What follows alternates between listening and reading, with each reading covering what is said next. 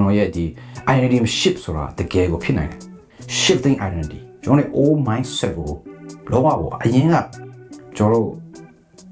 ထားတဲ့စိတ်နေပေါ်ထားနေအရင်တော့တွာလာဆက်ဆံ character တွေကိုလုံးဝထားခဲ့ပြီးမှကျွန်တော်အစ်စ်လိုမျိုးပြောဆက်ဆံတာတွေးခေါ်တာအစားတစ်ခါပြောင်းလဲရတာဆိုတော့ကျွန်တော်တွေ့ရတယ်အဲ့မလို့ဖို့ကကျွန်တော်အချိန်ပေးရတယ်ပြောရှင်ကျွန်တော်ဒီအများကြီးဒီ mind reprogramming လုပ်ရပါတော့ကျွန်တော် subconscious mind ကျွန်တော်ရဲ့ဒီ conscious mind နဲ့ဒီ super conscious mind subconscious mind ကျွန်တော် conscious mind တော့ကျွန်တော်တို့ဒီဒါပေမဲ့ဒီ super conscious mind နဲ့ဆင်တဲ့ຢာလေးတွေကိုကျွန်တော်တို့ပြန် reprogram လုပ်သွားတယ်ဒီ program လုပ်သွားချင်တာအဲ super conscious mind ကိုကျွန်တော်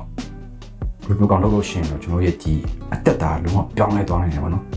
ကျွန်တော်ဒါကတော့ psychology ဘိုင်းနဲ့ပြောတာပေါ့နော်ဒီ spiritual ဘိုင်းနဲ့ကျွန်တော်တို့တူပါပဲဒီကျမ်းစာမှာရေးထားတဲ့ဒီ principle အတိုင်းပဲတွားတာနော်ဒီမှာ principle နဲ့တွားတယ်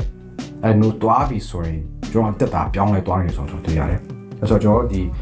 ခါကြောကျွန်တော်တို့ဒီ spiritual ဘိုင်းနဲ့ဒီ psychology ဘိုင်းမှာကျွန်တော်တို့ပြန်နေနည်းနည်းလေ့လာချင်ပိုပြီးပေါက်သွားတာပိုပေါက်မြင်တယ်ကျွန်တော်တွေ့ရတယ်